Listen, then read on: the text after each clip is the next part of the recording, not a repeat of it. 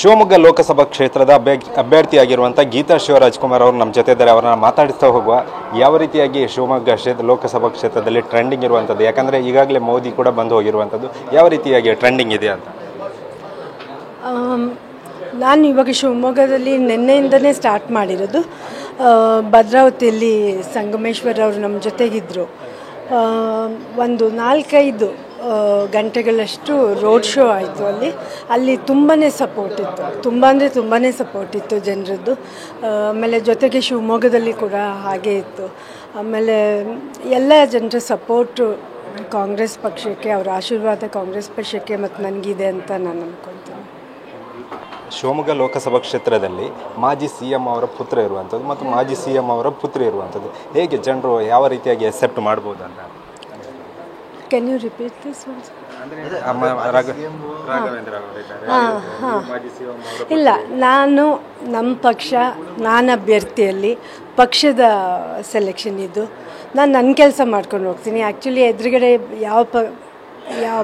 ಯಾವ ಪಕ್ಷದಲ್ಲಿ ಎಷ್ಟೇ ದೊಡ್ಡವರಿರಲಿ ಚಿಕ್ಕವರಿರಲಿ ನನಗೆ ಅದ್ರ ಬಗ್ಗೆ ಏನೂ ಹೆದರಿಕೆ ಆಗಲಿ ಆ ಥರ ಏನೂ ಇಲ್ಲ.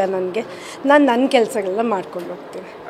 ಶಿವಮೊಗ್ಗ ಲೋಕಸಭಾ ಕ್ಷೇತ್ರದ ಅಭ್ಯರ್ಥಿಯಾಗಿರುವಂಥ ಗೀತಾ ಶಿವರಾಜ್ಕುಮಾರ್ ಅವರು ನಮ್ಮ ಜೊತೆ ಇದ್ದಾರೆ. ಅವರನ್ನ ಮಾತಾಡಿಸ್ತಾ ಹೋಗುವ ಯಾವ ರೀತಿಯಾಗಿ ಶಿವಮೊಗ್ಗ ಲೋಕಸಭಾ ಕ್ಷೇತ್ರದಲ್ಲಿ ಟ್ರೆಂಡಿಂಗ್ ಇರುವಂಥದ್ದು, ಯಾಕಂದರೆ ಈಗಾಗಲೇ ಮೋದಿ ಕೂಡ ಬಂದು ಹೋಗಿರುವಂಥದ್ದು, ಯಾವ ರೀತಿಯಾಗಿ ಟ್ರೆಂಡಿಂಗ್ ಇದೆ ಅಂತ. ನಾನು ಇವಾಗ ಶಿವಮೊಗ್ಗದಲ್ಲಿ ನಿನ್ನೆಯಿಂದನೇ ಸ್ಟಾರ್ಟ್ ಮಾಡಿರೋದು. ಭದ್ರಾವತಿಯಲ್ಲಿ ಸಂಗಮೇಶ್ವರ್ ಅವರು ನಮ್ಮ ಜೊತೆಗಿದ್ದರು. ಒಂದು 4-5 ಗಂಟೆಗಳಷ್ಟು ರೋಡ್ ಶೋ ಆಯಿತು. ಅಲ್ಲಿ ತುಂಬಾ ಸಪೋರ್ಟ್ ಇತ್ತು, ತುಂಬಾ ಸಪೋರ್ಟ್ ಇತ್ತು ಜನರದ್ದು. ಆಮೇಲೆ ಜೊತೆಗೆ ಶಿವಮೊಗ್ಗದಲ್ಲಿ ಕೂಡ ಹಾಗೆ ಇತ್ತು.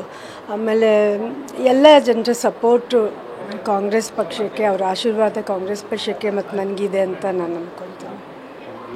ಶಿವಮೊಗ್ಗ ಲೋಕಸಭಾ ಕ್ಷೇತ್ರದಲ್ಲಿ ಮಾಜಿ CM ಅವರ ಪುತ್ರ ಇರುವಂಥದ್ದು ಮತ್ತು ಮಾಜಿ CM ಅವರ ಪುತ್ರಿ ಇರುವಂಥದ್ದು, ಹೇಗೆ ಜನರು ಯಾವ ರೀತಿಯಾಗಿ ಅಕ್ಸೆಪ್ಟ್ ಮಾಡ್ಬೋದು ಅಂತ.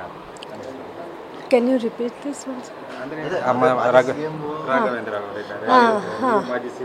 ಇಲ್ಲ, ನಮ್ಮ ಪಕ್ಷ, ನಾನು ಅಭ್ಯರ್ಥಿಯಲ್ಲಿ ಪಕ್ಷದ ಸೆಲೆಕ್ಷನ್ ಇದು. ನಾನು ನನ್ನ ಕೆಲಸ ಮಾಡ್ಕೊಂಡು ಹೋಗ್ತೀನಿ. ಆ್ಯಕ್ಚುಲಿ ಎದುರುಗಡೆ ಯಾವ ಪಕ್ಷದಲ್ಲಿ ಎಷ್ಟೇ ದೊಡ್ಡವರಿರಲಿ ಚಿಕ್ಕವರಿರಲಿ ನನಗೆ ಅದ್ರ ಬಗ್ಗೆ ಏನೂ ಹೆದರಿಕೆ ಆಗಲಿ ಆ ಥರ ಏನೂ ಇಲ್ಲ. ನಾನು ನನ್ನ ಕೆಲಸಗಳನ್ನ ಮಾಡ್ಕೊಂಡು ಹೋಗ್ತೀನಿ.